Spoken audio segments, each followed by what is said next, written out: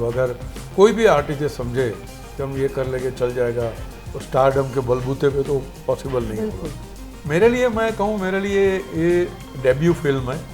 आयुष्मान खुराना का बहुत बड़ा फ़ैन हूँ। कॉमेडी का हुलिया बहुत चेंज हो गया। अब वो ये मोटा है, ये कानिया है, ये सब ये गंदगी जो थी वो अब नहीं चलेगी। बोलता है इसको कोई गाली न दे, तुमने अपनी बेटी दे दी।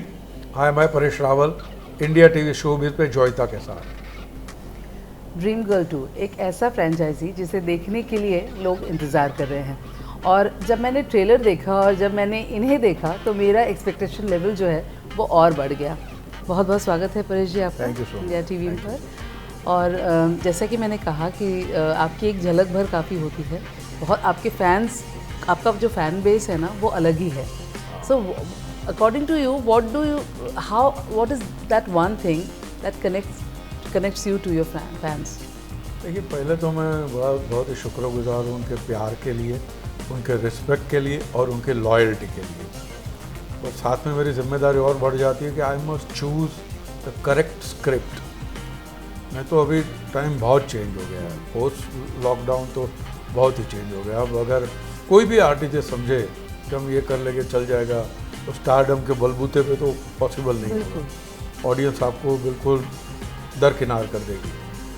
तो बट वो एक मेरी जिम्मेदारी होती है मेरे फ़ैन के प्रति और मेरे प्रति भी, क्योंकि मैं समझता हूँ मेरे जितने साल का तजुर्बा है, जितने साल की ट्रेनिंग है, उसको मद्देनज़र रखते हुए मुझे ऐसी स्क्रिप्ट चूज़ करनी चाहिए जो मेरे लिए भी चैलेंजिंग हो, ऑडियंस के लिए भी नयापन उसमें लगे, and I must do my best in that area.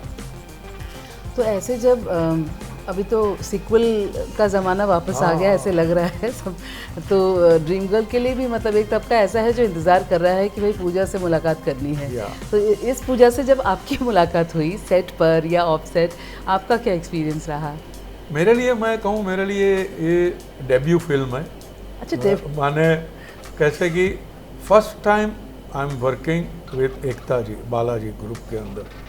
और मेरी नज़रों में एकता जी की इज्जत बहुत है, क्योंकि एक अकेली लेडी ने पूरे साम्राज्य बनाया, उन्होंने एम्पायर खड़ा किया, एक अकेली लड़की को या औरत को या लेडी को।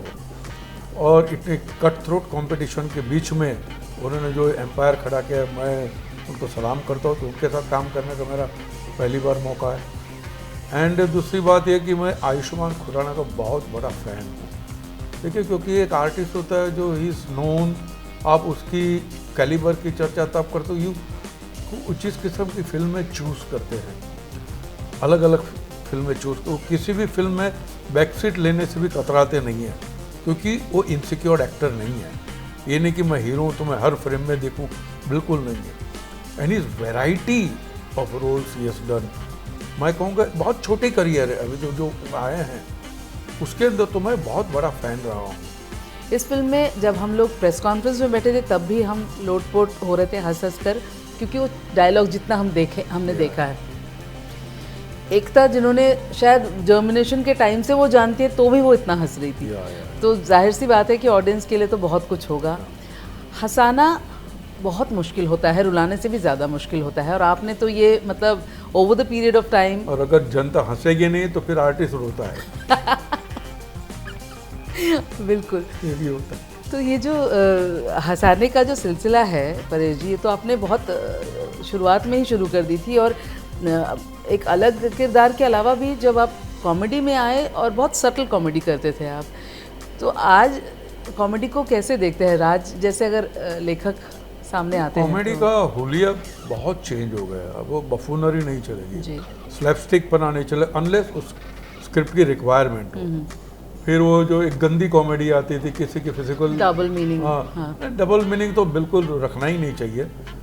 किसी की फिजिकल डिफॉर्मिटी के ऊपर आप हंसते थे, ये मोटा है, ये कानिया है, ये सब ये गंदगी जो थी वो अब नहीं चलेगी, और रेसिज्म नहीं चलेगा। वो बहुत अच्छी बात हुई है।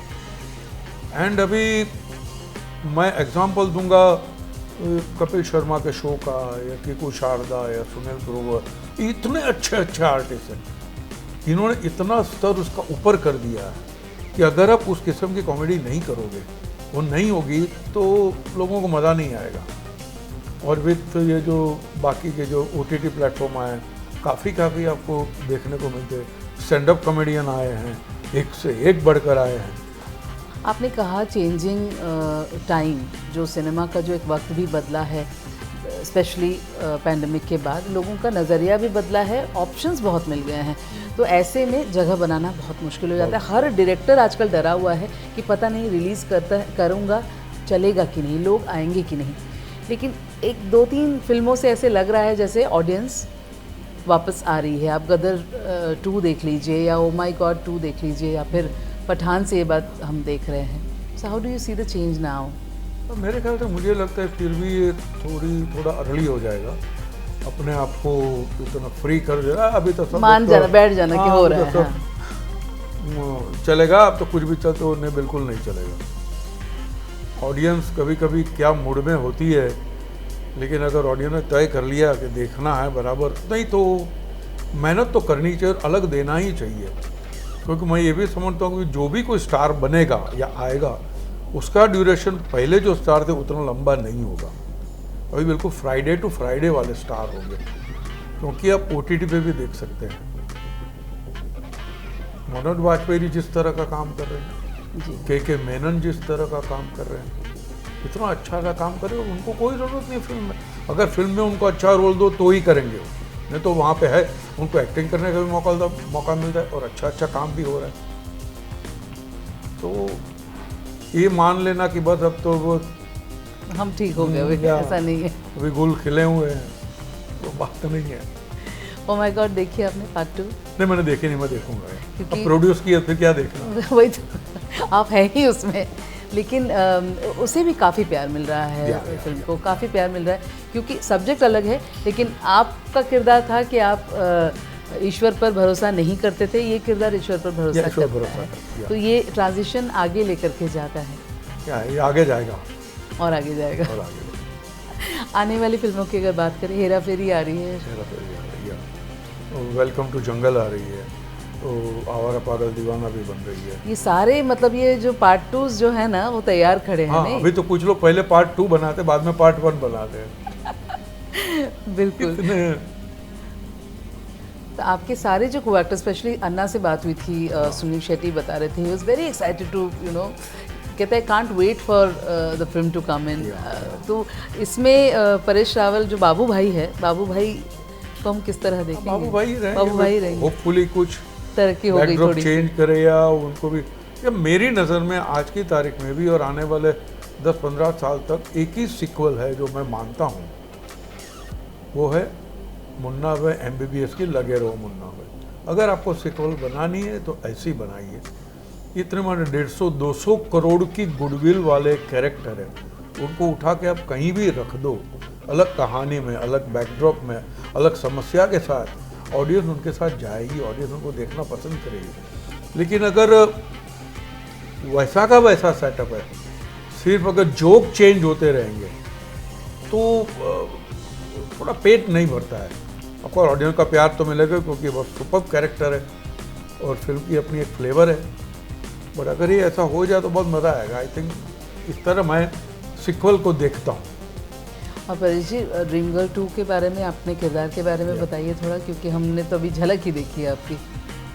हाँ, ड्रीम गर्ल के बारे में मैंने जो कहा, मेरा जॉय ये था।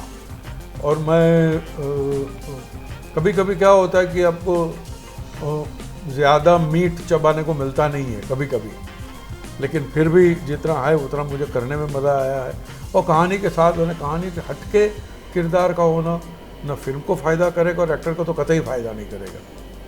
तो मैं कहूँगा कहानी के साथ तो एक रस होकर बिल्कुल अब बह रहे हैं। वो कौन सा डायलॉग है जो आपको सबसे ज़्यादा गुदगुदाती है इस फिल्म में? अरे मैं पहले दिन मुझे तो वो भी बहुत अच्छा लगता है आपका, जो आपके सामने आयुष्मान कहता है कि मांग तो पूरा मोहल्ला बैठा है मांग करने के लिए। अरे कहाँ एक इसमें विजय राज साहब का डायलॉग है, बोलता है इसको कोई गाली न दे, तुमने अपनी बेटी दे दी। नहीं, ये खतरनाक डायलॉग है, इससे एक डायलॉग खतरनाक। बस इंतज़ार रहेगा सर, क्योंकि जैसा कि मैंने शुरू में भी कहा कि ट्रेलर में इनकी झलक देख कर के एक्साइटमेंट लेवल और उम्मीदों का जो एक दायरा होता है वो बढ़ गया है।